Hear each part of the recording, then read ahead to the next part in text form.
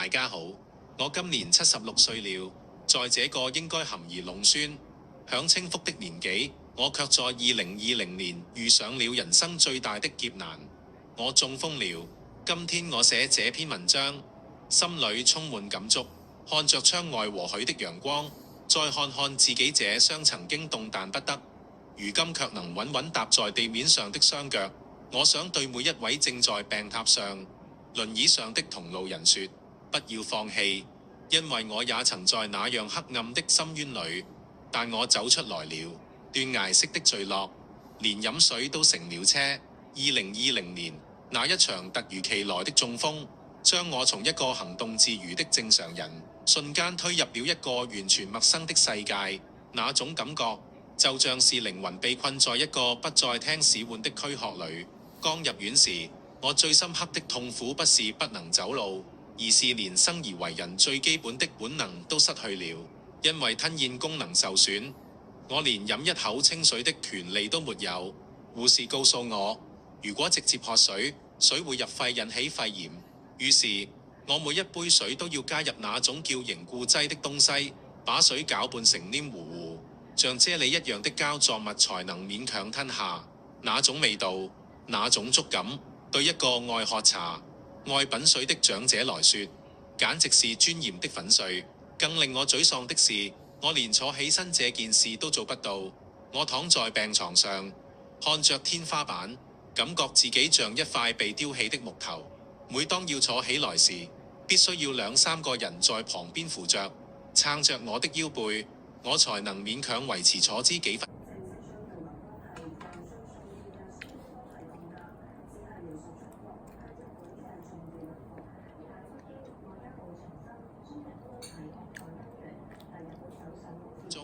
那時候，我最常看着窗外的人影，心裏一片又一片地問：我這輩子難道就要這樣孭着尿袋，坐着輪椅過到最後嗎？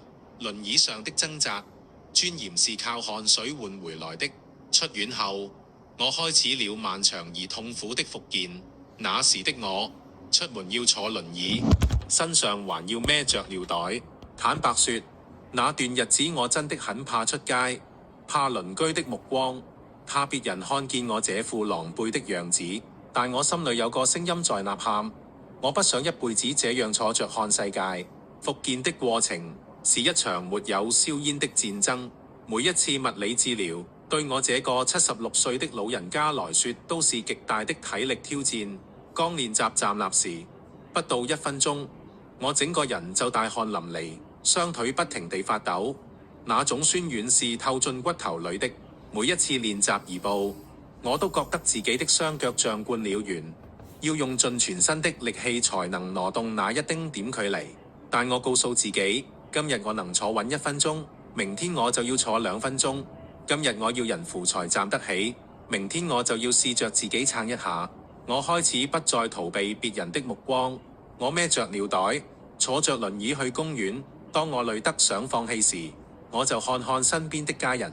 我想，為了不讓他們這麼辛苦，我也一定要爭氣。奇蹟的誕生，當我放下輪椅的那一刻，復健的路，進一步，退2步，有時候練了幾個月，感覺進步微乎其微，但大腦的神經修復就是這麼神奇。只要你不斷刺激它，它就會慢慢甦醒，從需要2個人扶，到只需要1個人扶，從扶着助行架，到可以扶着長走。終於有一天，我發現自己可以離開那張輪椅了。當我第一次不需要任何人攙扶，靠自己的力量在客廳走完那幾步時，我流下了眼淚。那不是委屈的淚，是勝利的淚。今日的我已經可以放下輪椅，重新用雙腳去丈量這個世界。雖然我76歲了，雖然我的步履不再像年輕時那樣矯健，但每一步都是我自己走出來的。我擺脫了尿袋，擺脫了凝固劑，找回了一個男人的尊嚴和自由。給同路人的心底話：各位病友，中風確實是一場漫長的折磨，它會奪走你的體力，走你的笑容。但請你記得，它奪不走你的意志。接受但不認命，承認自己病了，但不代表這輩子就完了。要把復健當成你現在唯一的職業，每天打卡，每天進步一點點，不要怕丟臉，孭尿袋、坐輪椅、行得慢，這些都不丟臉。真正丟臉的是你明明有機會康復，卻選擇了放棄。給大腦一點時間，復健就像種樹，你每天澆水，不代表明天就能看到果實，但只要你堅持，半年、1年、2年，身體一定會給你驚喜。我76歲做得到，你也一定可以。看看我康復後的照片。如果你覺得累了，想放棄了，就看看這篇文章。路是一步一步行出來的，尊嚴是靠你自己爭取回來的。讓我們一起努力，在陽光下重新起步，重獲自由。一位76歲的抗風勇士上